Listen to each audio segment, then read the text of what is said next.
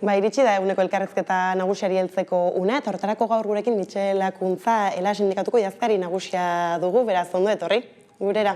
Eta hasteko apur bat agenda politikoak markatzen duen galderari helduko diogu, ez? Nola sarek eta etxeratek iragarri duten sakabanak eta politikaren bukaera, nolabait esaterren sindikatutik ez nola heldu diozue albistoni edo nolako jarrera?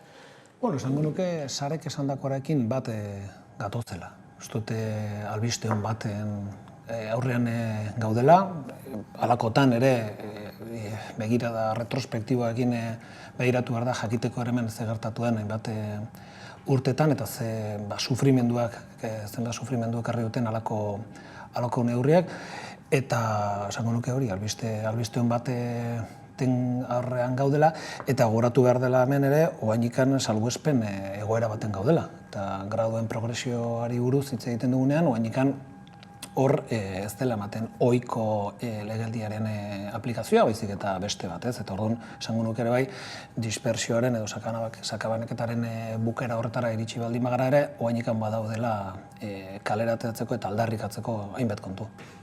Gero honekin, ez, azken asteetan izan ditugun beste albiste batzuei erreparatuko diegu, izan ere, azken egunotan zaldutakoei begira Euskal Herria Bilduren ekin bidez, nolabait esatearren gutxieneko soldataren igoera bultzatzeko, eskatuko du Jaurlaritzak berak, hau kritikatu egin duzu ez, agian kokatuta ere hauteskunde garai batean, ez da, zer duzu esateko?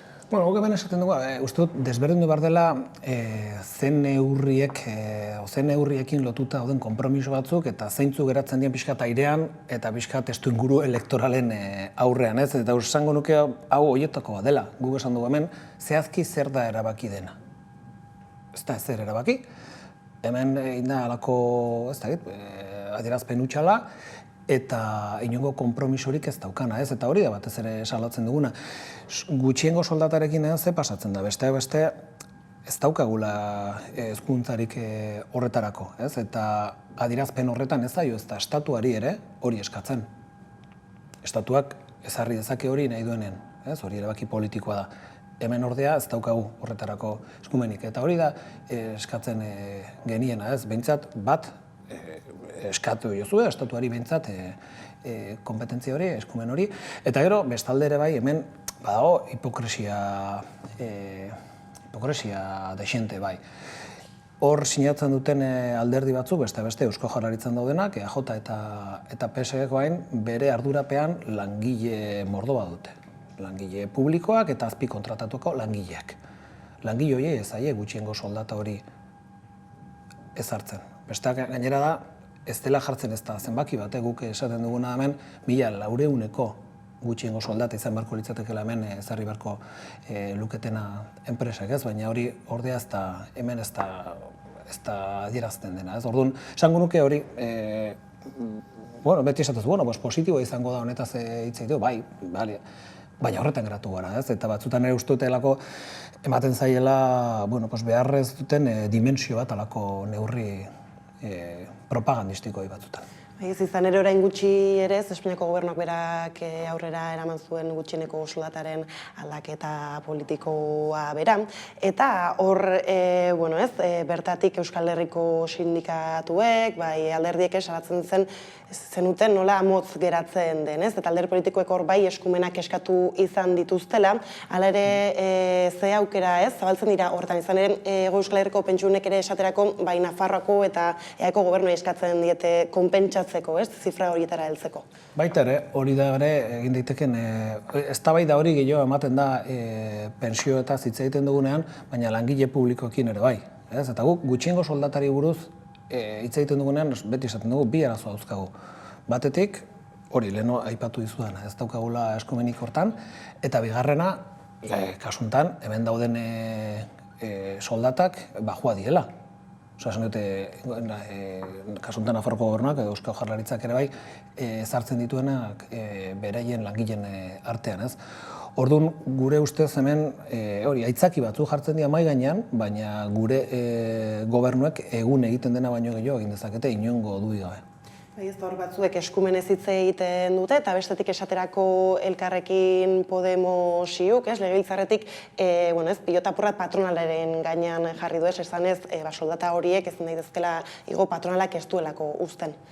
Bai, hemen Podemosek esaten duena da, beraiek aipatzen duten beste elementu bat, egia da legez egin daitekela akordio bat sindikatu eta patronalaren artean, lanbide akordioa deitzen dena, eta beraiek ere esaten duten bezala, arrazoi dute hortan, patronalak ez du nahi. Eta hori da oztopo bat, esango nuke bi oztopo direla, bat gure gobernuak beraien eremutan ez dutela hori ezarri nahi, eta sektore pribatuan patronalak ez duela nahi. Hori da errealitatearen argazkia, ez? Orduan, guk kritikatzen duguna da, argazki horren aurrean halako mezuak zabaltzea, ez? Ematen duena, hori azken finak hasi akordio bat dagoela, eta ez dakizte konpromisu lotesleak jarriko dien martxan, ez? Eta lehen esan dudan bezala hor ez dago ezer, da adierazpen bat besterik ez. Eta patronala aipatu dugula, ez? Jarrera aldaketarik espero dan, ez dakitez batez ere, ikusita nola krisialdi, ez? Anizkoiz batez hitz egiten da gaur egun, eta patronalaren jarrera orokorrean, ez? Langileen lan hitzarmenei dagokienez esaterako, ez? Blokeatze egoerak askotan eta azken urte luzetan salatu izan dira, hala ere jarrera badirudi, ez? Sektore askotan esaterako feminizatuetan, ez? Bazabiltzate greban ez dakit, ez? Izan garbiketa sektorea eta antzeko beste hainbat, hala ere patronalaren jarrerak berdin jarraitzen du, baina agian bai eskatu behar da dagoeneko badela momentua aldaketetarako. Bueno, bai, esango nuke hori dela gure aldarria. Eta zuke deskribatuzun bezala, patronalaren jarrera oso itxia da. Eta are itxiago, zuk aipatu duzun bezala, sektore feminizatutan. Ikusten baldin badugu gertatzen ari den hitzarmenen negoziazio horietan, ikusten duguna da, beti, sektore feminizatutan gehiago kostatzen zaigula akordiotora iristea. Eta hori ematen da ere, patronal publikoa direnean gobernuak, aldendiak eta batzuten ere udaletxeak, eta sektore pribatuan ere bai, hitz egiten baldin badugu, residentziei buruz, merkataritza, ostalaritza, etxez-etxeko laguntzan. Sektore horietan beti dago blokeo bat, eta guk argi eta garbi esaten du, hau da, emakumeak direlako, eta patronalak bere posizioa horretaz baliatu nahi duelako. Eta posizio horrek gaur eguneko testu inguruan ez zera arrisku dakartza? Arriskua esate duzu patronalaren posizioaren bueltan. Bueno, arriskua erabatekoa, esan nahi dut, halako testu inguru batean jakinda ere, ze krisi batez ere inflazioaren inguruan eta energiaren krisiaren inguruan gizartea ze puntutan dagoen eta zeintzuk diren zailtasunak, patronalak zer egiten du? Blokeatzen duen heinean hitzarmenak, soldatak ez digotzen, eta horrek pobrezia dakar. Eta guk salatzen ditugun idei nagusien artean hori da pobretze fase batean gaudela. Hori da arriskua pobretze fase horretan are gehiago sakontzea. Eta pobretze fasea aipatu duzula, lehenago ere ez, pentsioez aritu garela labur, horretan sakonduz, iritsi da Eskribaren proposamena bera, orain badabil, babesak lortu nahian, kritikatu egin duzue ere ez, proposamena bera ez, aurrera pausoen falta nabarmen bategatik ez, zer mezu hor zabaltzeko? Bueno, hemen, esango nuke ezkerretik eta sindikalismotik ere bai irakurketa kritikoak egiten ditugunean, normalean arazo handiak izate ditugu gure argudioak plazaratzeko edo zabaltzeko, edo bintzat ere konpetitzeko beste argudio batzu mahai gainean jartzen dituzten horiekin, ez. Hemen zer pasa da, kasu honetan, estatuan gobernua eta UGT eta komisionekin egin da akordio zabal bat, aurre ikusi behar dena da ere bai beste alderdi batzuk horretan gehitzea, eta halako adostasunak ematen direnean, esaten dut zaila egiten zaigu behintzat plazaratzea edo behintzat konpetitzea argudioen konparazio horretan. Eta guk esaten dugu, behintzat guazen ia tarte bat irekitzen diogu gure argudioai. Zer ukatzen dute horre, esango nuke, pensio erreforma ontzat ematen dutenen artean. Badago adostasun bat, eta adostasun hori ematen da bi puntuen bueltan, ez? Bat, ez dutela esaten hor murrizketari dagoela, eta aztertzen baldin bada erreforma hori hor murrizketak daude, eta bestea da, ez dela, hontez ere ez da zer hitz egiten, aurreko erreformetatik, aurreko murrizketatik ez dela neurri bakar bat ere indargabetu. Orduan, guretzako hori ez da nola nahiko azterketa bat, ez da nola nahiko irakurketa bat, ez? Eta guk esaten diogu ezkerreko alderdiei eta Unidas Podemosi edo EH Bilduri esaten diogu maiz, behintzat esan zazue hemen dagoen guztia. Ez izkutatu, erreforma horrek dakan parte ilun hori. Eta guretzako parte ilun hori oso zabala da. Besteak beste, hitz egiten ari delako beste gauza batzu. Eta hemen esaten zaiguna da, 50 urte baino gutxo dauzkagunoi, murriztuko zaigula pentsioa. Luzatzen delako, 2040 urtetik aurrea, kalkularako erabiltzen dien urteak. Orain 25 dira, bere garaian 15 urte ziren, bere garaian 8 ere bai, eta orain eramango da 30 urte arte. Eta horrek jaitsiko ditu etorkizuneko pentsioak, ez? Bestalde zer esaten da horrere bai, ezue, pentsio publikoen gastua handitzen baldin bada eta tope batetik, muga batetik pasatzen baldin bada, murrizketa batzuk etor daitezke. Edo aukera behintzat daude horretarako. Eta horretarako AIREF egun existitzen den mekanismo, kontrol publikorako dagoen mekanismo bat, ematen zaizkie eskumen batzuk. Eskudantza batzuk. Eta orduan, hartzen baldin badugu neurri hori, kalkulurako hartzen diren urteak, pentsio publikoen muga, eta AIREFen papera, gauza ez da oso xamurra.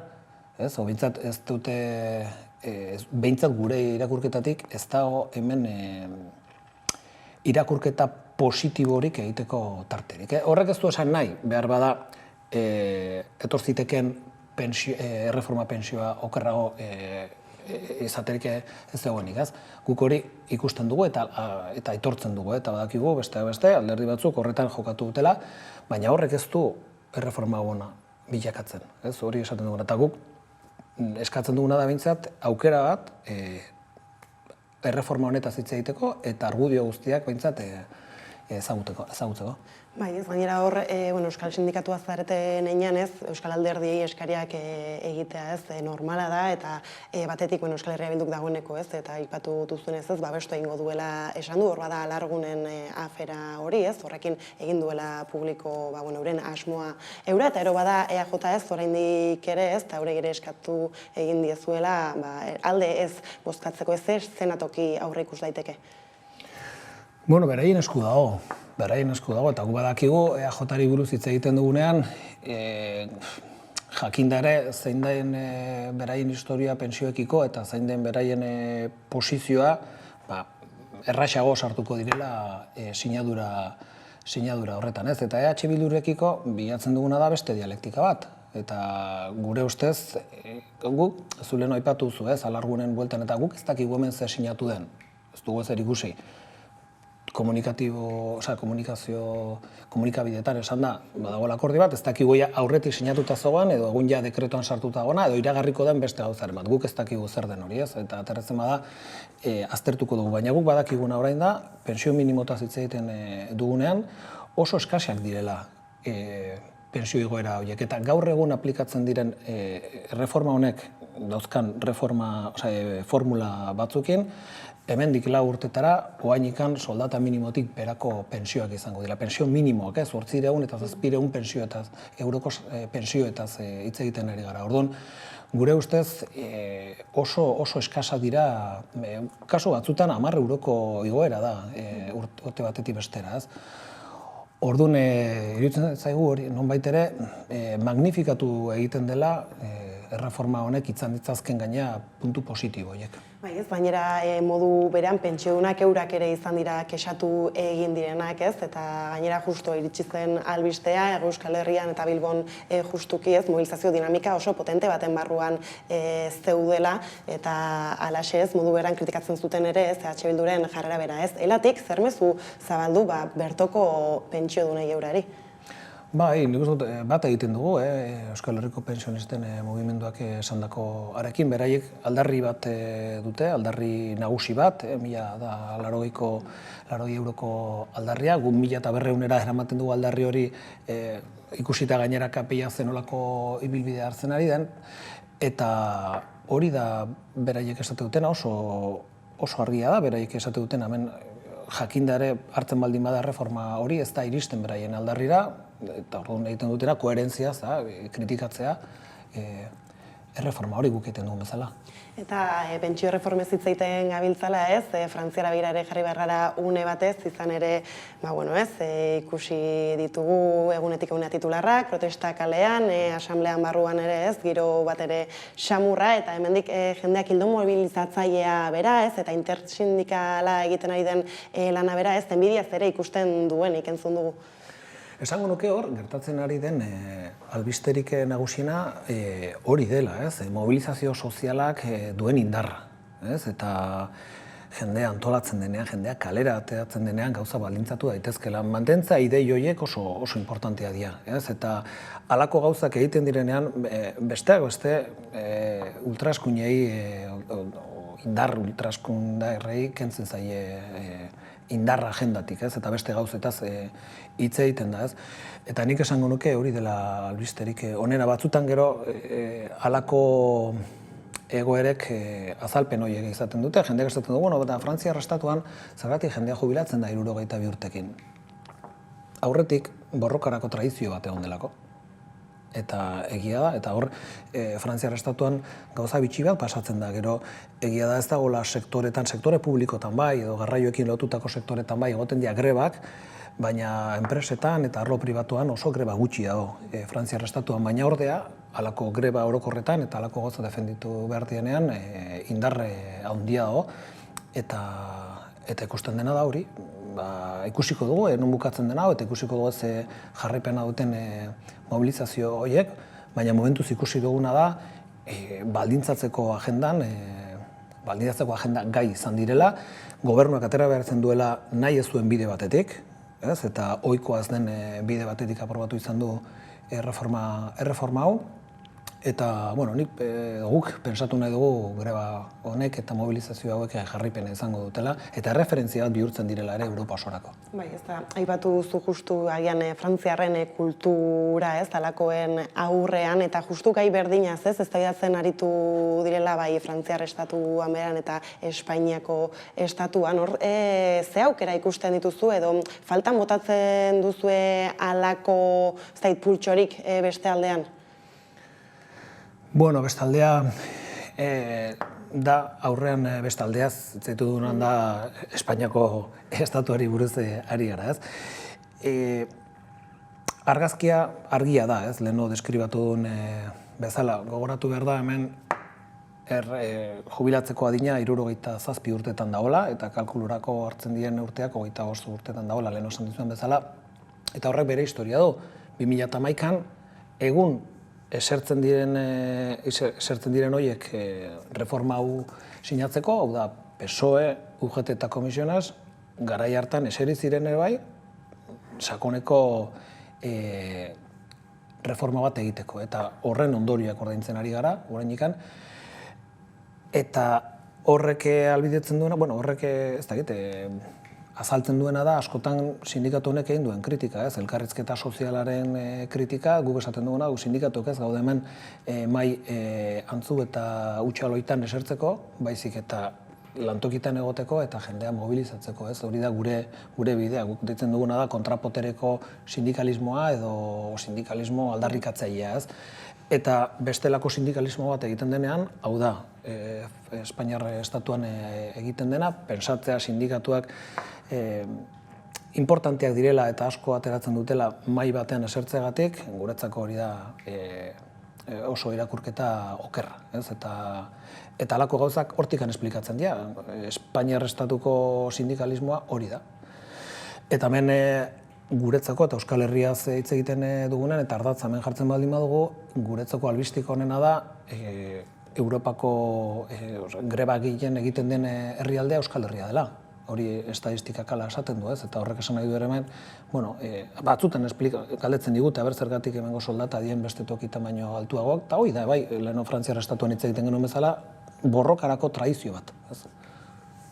Bai, ez, eta gainera orain, protestez eta grebez gabiltzala, azken urteetan horre pultsua edo bintzat jo puntua osasun gintzan izan da, ez? Batetik EAen eta bestetik Nafarroan, ez? Azken aldiko protestak bintzat, ez? Hor da fokua, eta hemen, hainbat albiste iritsi zaizkigu, ez da? Hasi zen medikuen sindikatua bere aldarriekin, gero sektore publikoko, ez? Beste, hainbeste, ikusi zuten nola desbiratu egiten ari zela osasun bidearen edo osasun gintzaren eztabaida bera, eta oraindik ere ez, baditugu hor akordio berriak, grebarako deialdiak sindikatu batzuk atzera egin dutela, eta hala ere ez, elakune honetan beste sindikatu batzuekin batera, apirilaren 4ako greba deialdia bere horretan, eta horri heldu egiten dio, ez? Nolari zarete bizitzen, guzti hau, ez? Izan ere, batzutan zaila ere bada ulertzen kanpotik.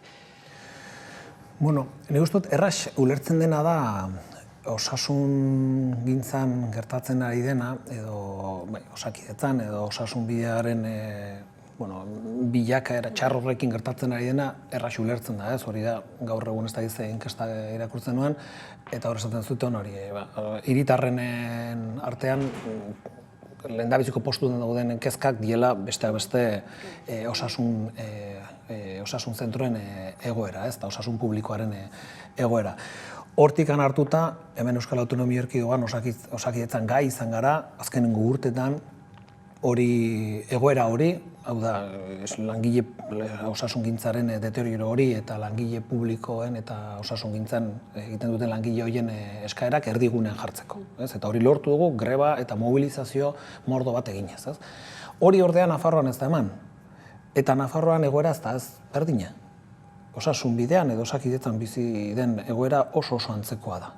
Baina han ordea, egon da beste posizio bat, eta gu kritikoa izan gara, beste lab sindikatuarekin, pensatzen dugulako, mobilizatzeko garaia zela, eta egin dena baino gehiago egin behar zena. Eta kasu honetan ere ikusi duguna, eta guretzako oso albiste txarra da, jarrita zegoelako greba egun bat, aurreko asterako, eta deskonbokatu dute UGT eta labek. Orduan guk planteatzen duguna da grebarekin jarraitzeak, osasun bideako langileen arazoak ez direlako bukatu akordio horrekin, hau da, akordio horrek ez dauka inongo konpromisorik.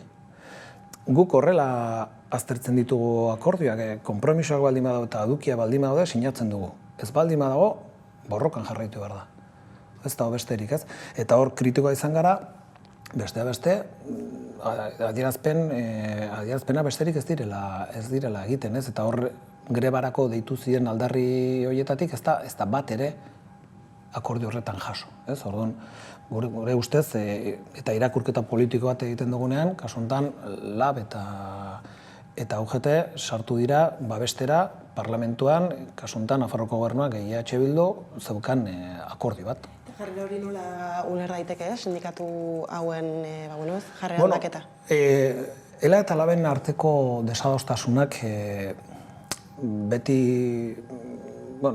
kutxa ezberdinetan sartu baldin daitezke desberdintasun horiek, bat izan da resistentzia kutxa, bestea lehia sindikala eta bestea autonomia sindikala. Eta guk nola ulertzen dugun autonomia eta LABek nola ulertzen duen, ez? Eta gure ustez sindikatu batek izan behar duen autonomia da beti langileen interesen araberakoa, ez? Eta kasu honetan, gure ustez badago lotura bat, kasu honetan UGT PSOErekin eta kasu honetan LABena EH Bildurekin.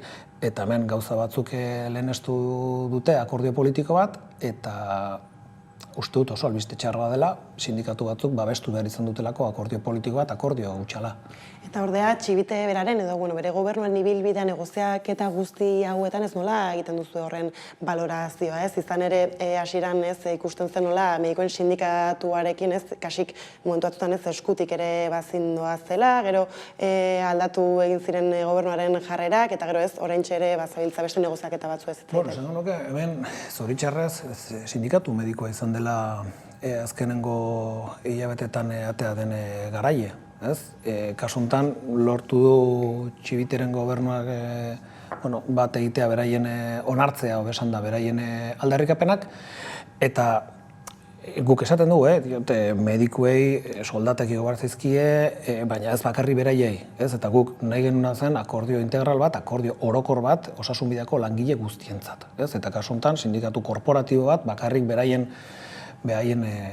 interesak lotu dituzte, eta guk kritikoa gara, Txibiteren gobernuak hori ontzat eman duelako, baina gero baita ere, horretan ere atera zen Navarra suma esatea izue, nik babestuko dut gobernua honetara iristen baldin bazarete, eta bukaeran ere bai, Bildu horretan, akordio horretan sartu da, ez.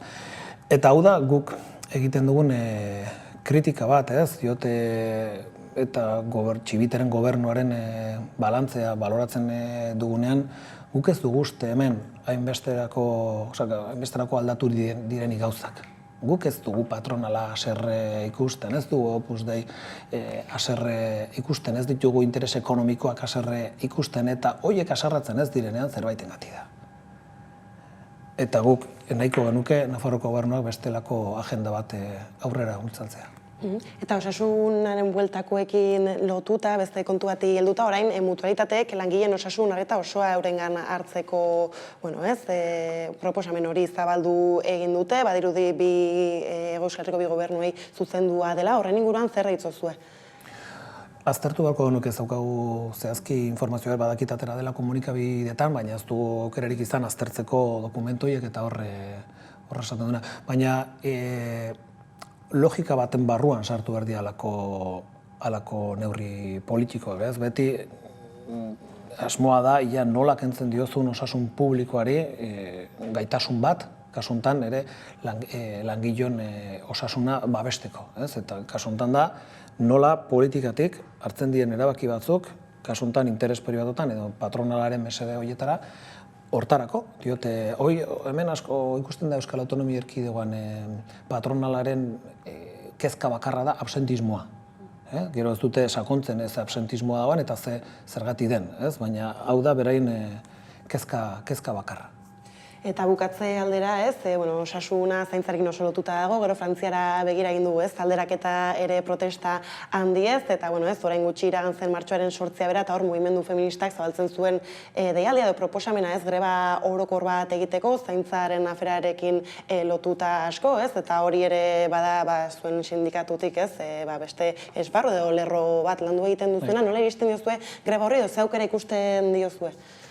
Begi honez ikusten dugu, eta uste dute aukera bat dela erdigunean jartzeko zuk lehen esan duzun bezala hainbat borroka, eta egia da zaintzaren gaia zaintza profesionalizatu eta hitz egiten ari garenean azkenengo urteetan garrantzia handiko borrokak izan direla, erresidentzietan eta etxez-etxeko laguntzan ikusi ditugu oso greba luzeak, eta esaten digutena da hori dela, behintzat sindikatu bat izan da, aurkitzen dugun bide bakarra erdigunean eta agenda politikoan kokatzeko emakume langile horien aldarriak. Orduan uste dut oso alde horretatik hori begi honez ikusten dugula, beraiek ere eta mugimendu feministak aipatu duenean esan duen ikan zehazteke daudela gauza batzuk eta prozesu batean sartzen garela eta pensatzen du joango garela denon artean urrengo hilabetetan zehazten greba horren egun hortan egingo direnak eta bar, baina uste dut aukera badela ere halako gai zentral bat agenda politikoan kokatzeko. Honen inguruko berri gehiagoren zain hemen utzi behar dugu elkarrizketa, mila esker, gaur gurean izatearren.